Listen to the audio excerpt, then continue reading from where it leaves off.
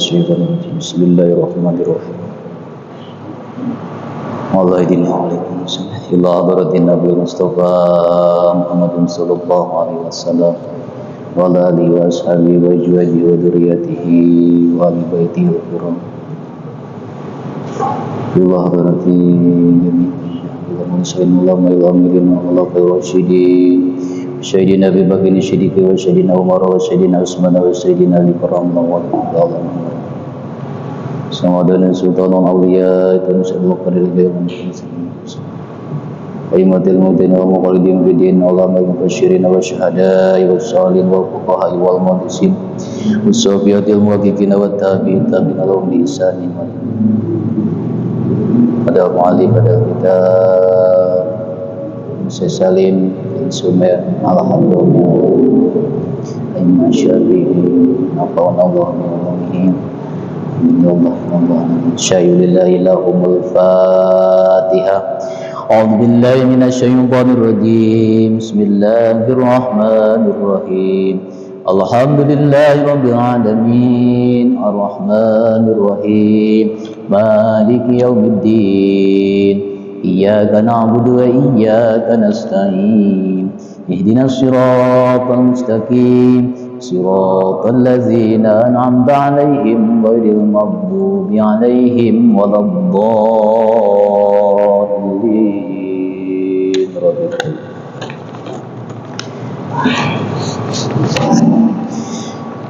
Assalamualaikum warahmatullahi wabarakatuh.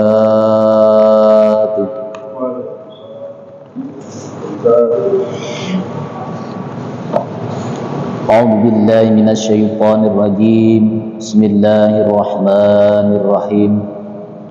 Alhamdulillahilladzi arsala rasulahu bil huda wa dinil haqq yudhhirahu ala dini kullihi walau karihal musyrikun. Arsalahu basyiran wa nadhiran wa da'iyan ilallahi bi'idnihi wa sirajan munira. Wassalatu wassalamu ala khairil bariyati qadra wa ala alihi wa sahbihi wa man tabi'a hudahu khaira amma ba'du. Qalu subhanaka la ilma lana illa ma 'allamtana innaka antal alimul hakim.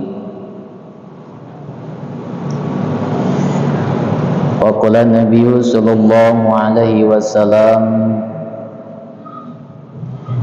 man intaqala yata'allama ilman ghufira lahu qabla ayakhtuha. Waqala aidan talabul ilmi faridatun ala kulli muslimin wal muslimah. Al hadis manane wallahu alam bihaqiqatil murad.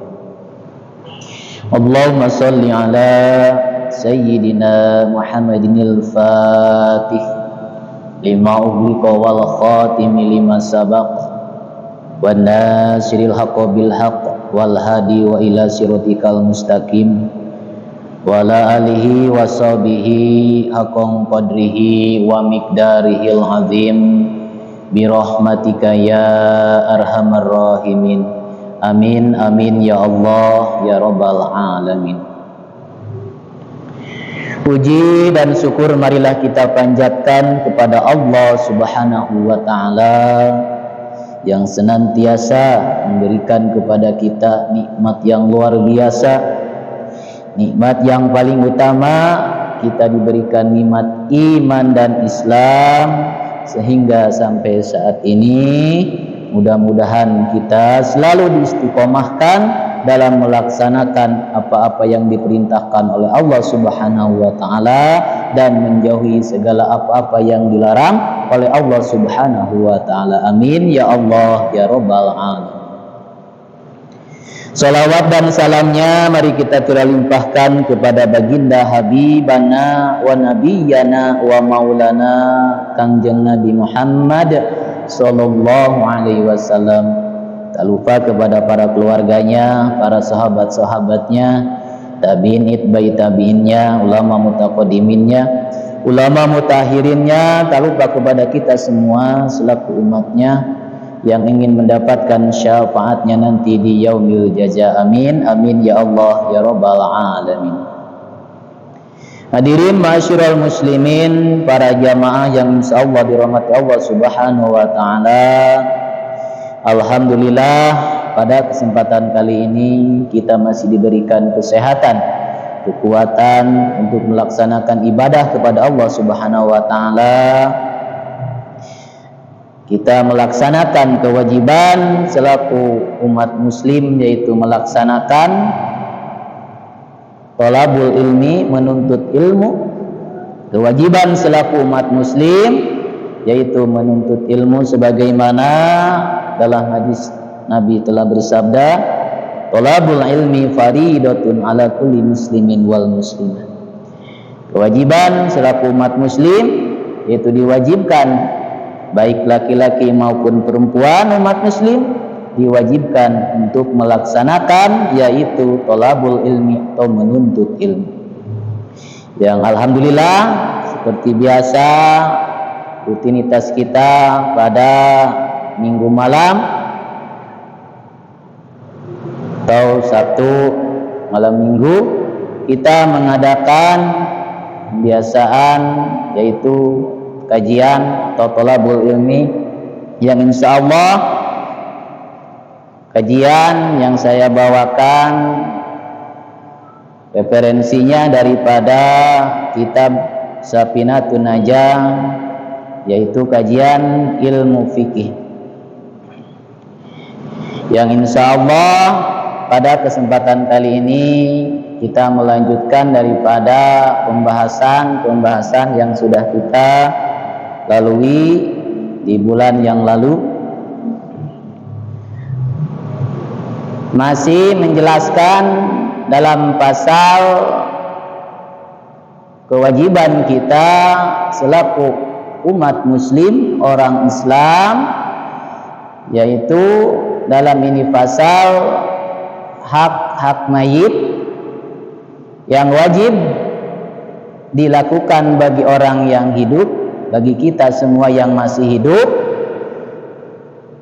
Kewajiban terhadap mayit Islam yang sudah kita lalui kemarin. Yang pertama, kewajiban bagi seorang Islam, orang muslim yang masih hidup, yang pertama yaitu memandikannya, yang kedua mengkafaninya, yang ketiga mensolatkannya, yang keempat yaitu menguburkannya.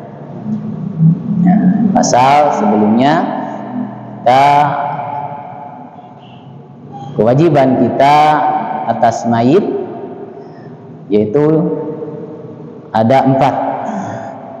Apabila yang keempat ini tidak dilaksanakan oleh orang muslim, oleh kita semua yang masih hidup, maka seluruh daerah atau kampung, suatu perumahan kena yang namanya dosa kalau tidak dilaksanakan. Kita terkena dosa semua. Dan apabila ada salah seseorang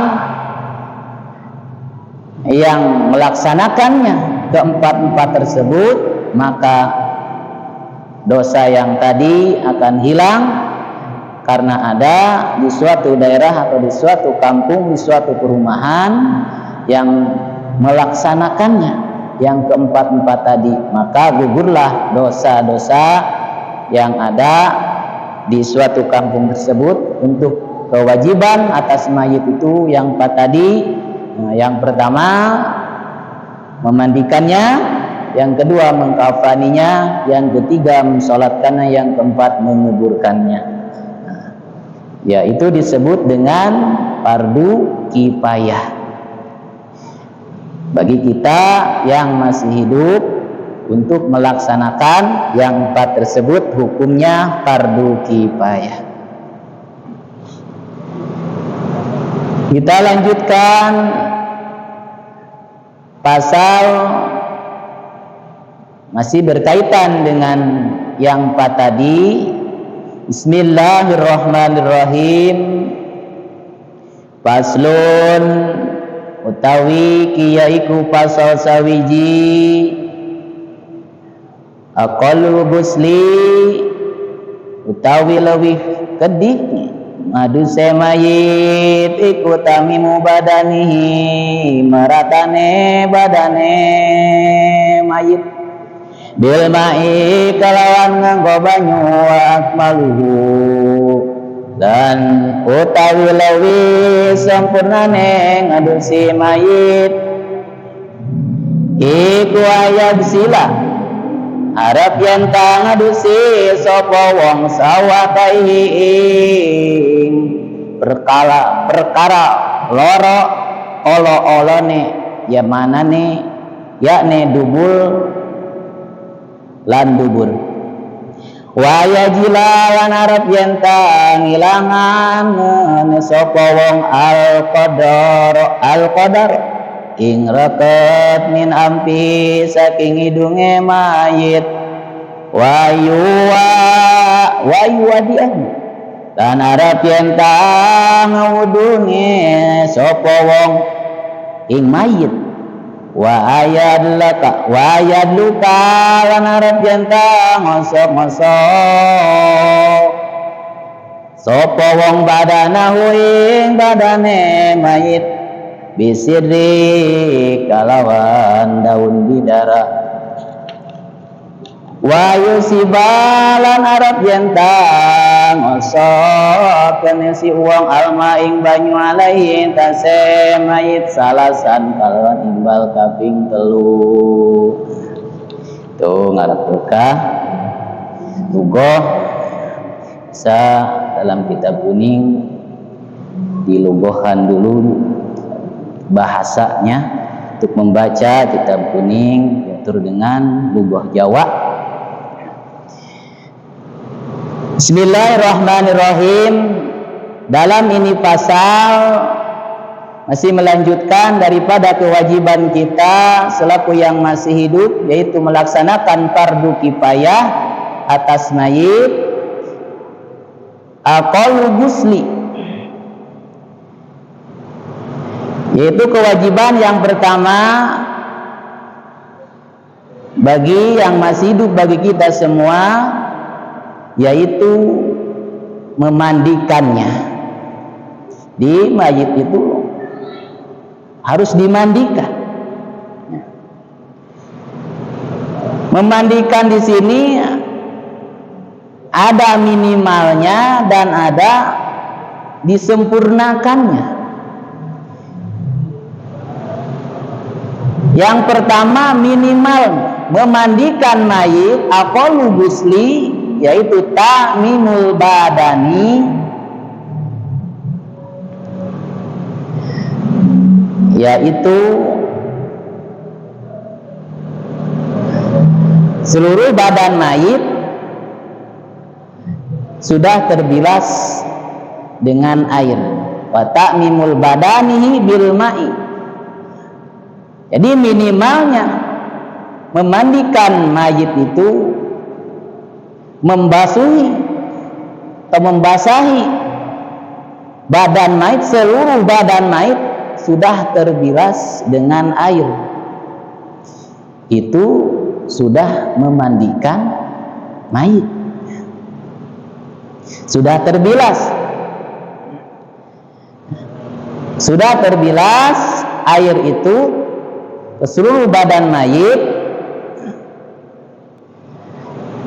Maksudnya sebelum terbilas air ke seluruh badan mayit, yaitu kalau ada najis harus sudah dihilangkan najisnya.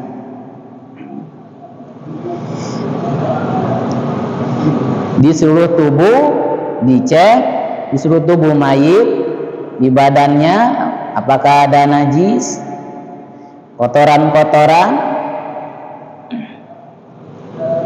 Bila mana sudah hilang, maka sudah termasuk membilas air ke badan seluruh badan mayit, maka sudah minimal memandikan atas mayit tersebut.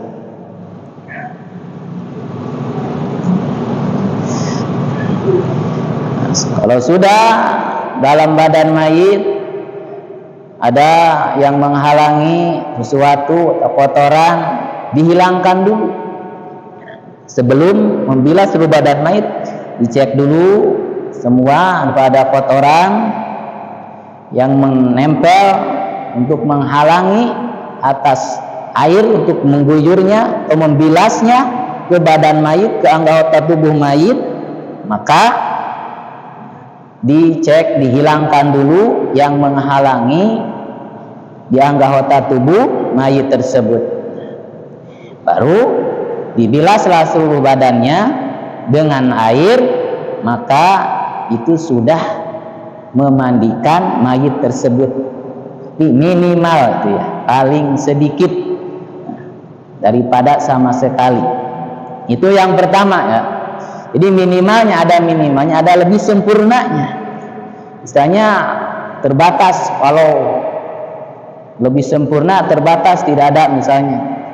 Cuma ada air untuk mengguyurnya saja, untuk membilas anggota badannya, sudah cukup. Cuma itu minimalnya saja. Karena sesuatu pasti ada hal-hal yang tertentu untuk menghalanginya. Dalam hukum itu luas, dipermudah. Dalam hukum ilmu fikih itu dipermudah. Ada kalau jualan ada harga murah, ada harga mahalnya, tapi tetap barangnya sama, tapi kualitas beda, tapi tetap nama barangnya sama. Di sini juga sama, ada minimal, ada lebih sempurnanya. Itu minimalnya. Jadi dengan air badan seluruh mayit dibilas dengan air, udah terbilas semua badan mayit, itu sudah cukup. Dengan syarat tadi yang ada di badan mayit sudah kotor-kotorannya, najis-najisnya sudah kita hilangkan, barulah di situ dibilas dengan air ke seluruh badan mayit. Terus yang kedua, wa akmaluhu, yang selanjutnya yang kedua paling sempurnanya mematikan mayit, yaitu ayyagsila sau'ataihi. Yang pertama harus dibasuh sebagaimana membasuh biasanya orang lagi mandi.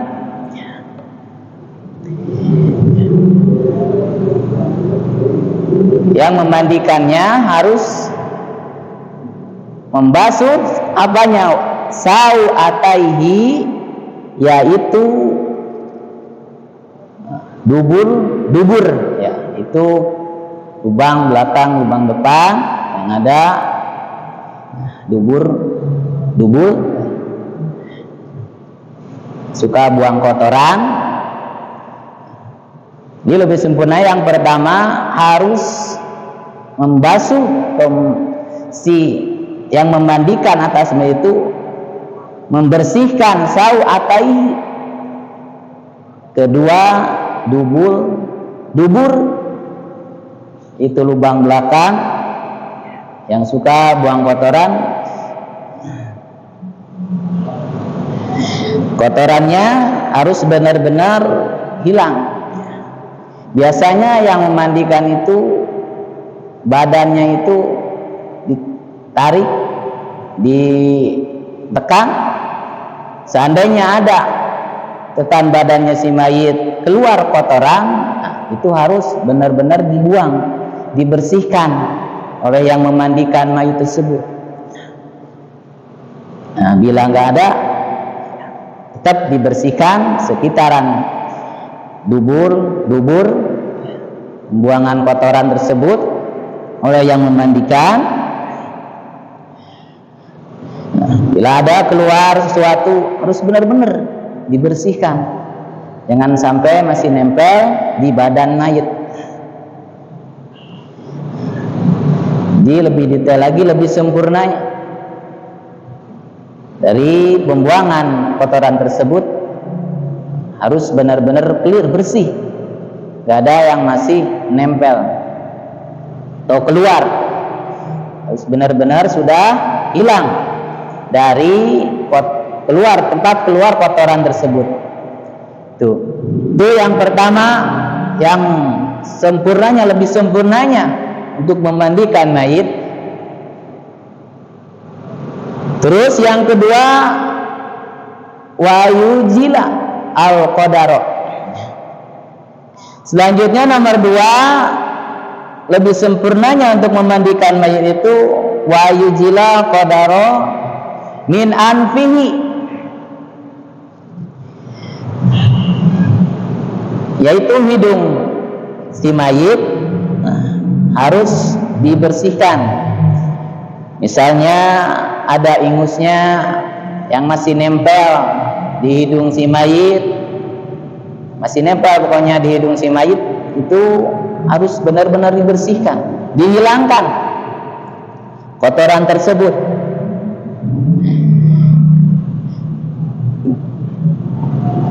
Bila mana ada, tetap yang memandikan harus benar-benar teliti, karena itu dalam hidung tempat keluar sesuatu, maka harus benar bersih, dibersihkan. Seandainya masih ada yang menempel, misalnya ingus dan yang lainnya, maka bagi yang memandikan mayit harus membersihkannya sampai hilang. Itu lebih sempurnanya untuk memandikan mayit. Terus yang selanjutnya, wa ayyuwadi'ahu. Terus yang memandikan mayit tersebut wa ayyuwadi'ahu, yaitu diwudui mayit tersebut, diwudu. Jadi sudah semua tadi, kotoran, tempat pembuang kotoran, hidung yang ada di mayit, lubang-lubang tempat keluar suatu kotoran yang ada di mayit sudah bersih, hidungnya sudah bersih, dubur-duburnya sudah bersih, terus matanya, hidungnya, telinganya udah dicek semua, nggak ada keluar kotoran ataupun di situ yang masih nempel udah hilang semua. Terus yaitu wa ayyuwadiyahu, terus si mayit diwudui oleh yang memandikan tadi. Terus sudah diwudui, wa ayyadluka,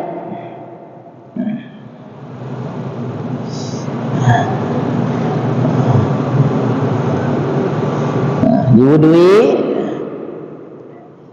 Bagaimana, misalnya ada yang bertanya, bagaimana cara mewudui mayit?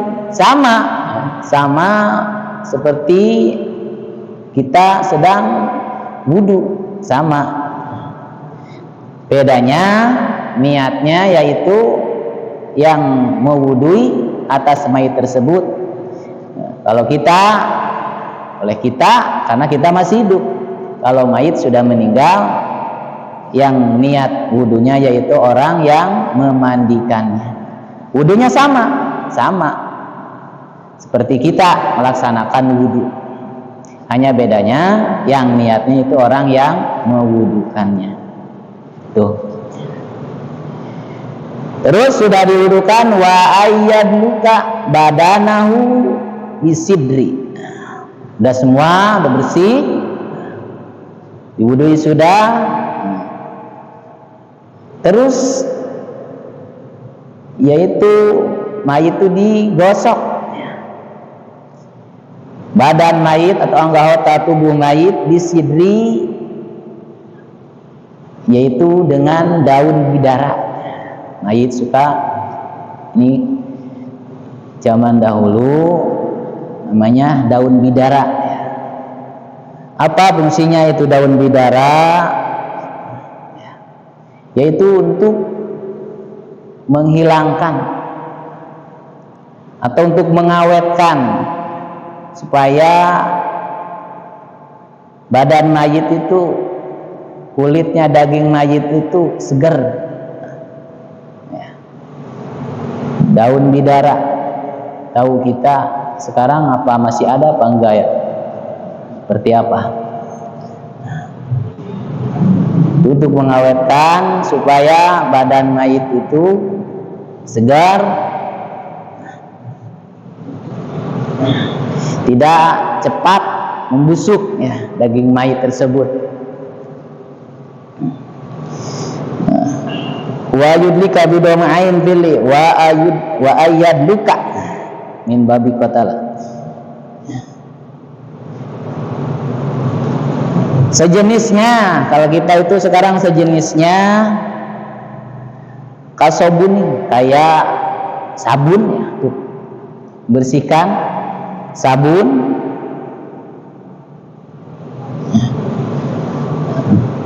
Sejenisnya yang fungsinya sama seperti sabun, digosokkan ke seluruh tubuh.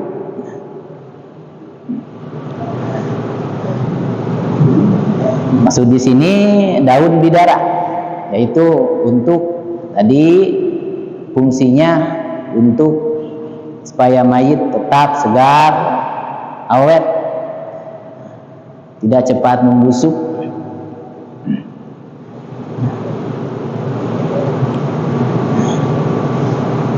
Udah itu semua, sempurnanya tadi memandikan mayit dengan dihilangkan kotoran-kotorannya dari lubang-lubang hidung, telinga, mata, terus diwudui, terus digosok dengan daun bidara dan sejenisnya, yang fungsinya sama apa saja. Zaman sekarang banyak untuk mengawetkan atau supaya mayit lebih segar, apa saja. Udah itu semua, wa ayyusiba, lalu diguyur lagi.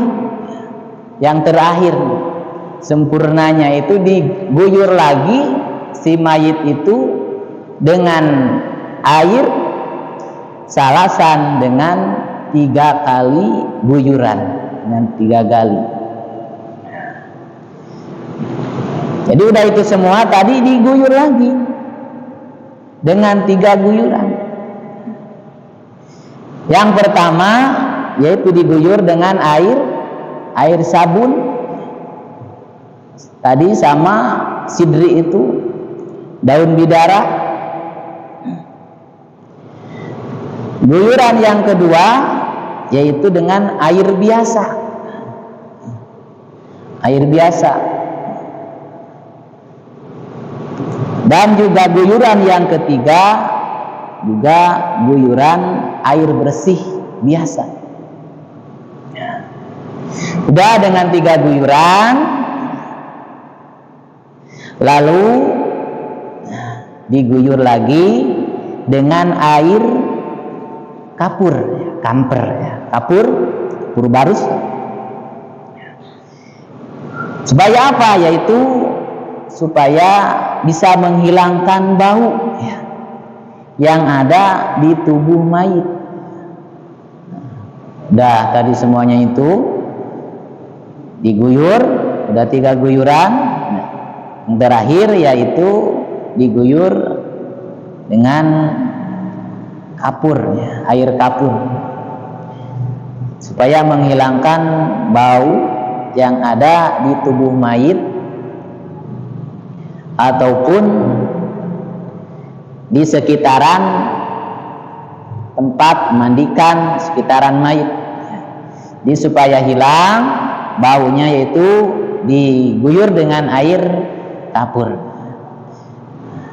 Makanya mayit suka ciri khas baunya atau wanginya mayit, yaitu dengan kapurnya, berbas, kamper, supaya yaitu seandainya ada kotoran-kotoran yang bikin gak hilang bau, dengan kapur tersebut akan hilang baunya, tapi dengan baunya ciri khas kapur biasa. Kita kalau dekat mayit, yang kita angse baunya sama seperti itu, yaitu dengan kapur. Tuh khusus yang memandikan udah tersedia alat-alatnya dengan yang dijelaskan dalam ini kita, sesuai dalam ilmu fikih, teori dan prakteknya sama. Tapi dalam kalimatnya dikiaskan. Kalaupun zaman dahulu adanya seperti itu, kalau zaman sekarang mungkin lebih canggih lagi dengan apapun untuk menghilangkan hal tersebut. Ada caranya, karena zaman sekarang lebih canggih. Sama aja tetapnya hukumnya, mengkiaskan ke sesuatu yang zaman dahulu dikerjakan, yang fungsinya sama seperti yang ada dalam kitab kalimat tersebut.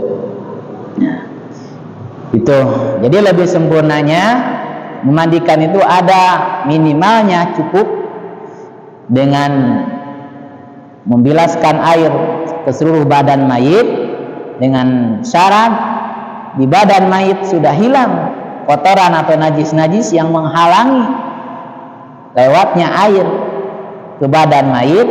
Itu sudah cukup. Dengan membasuh atau mengguyur ke seluruh badan mayit, itu sudah cukup.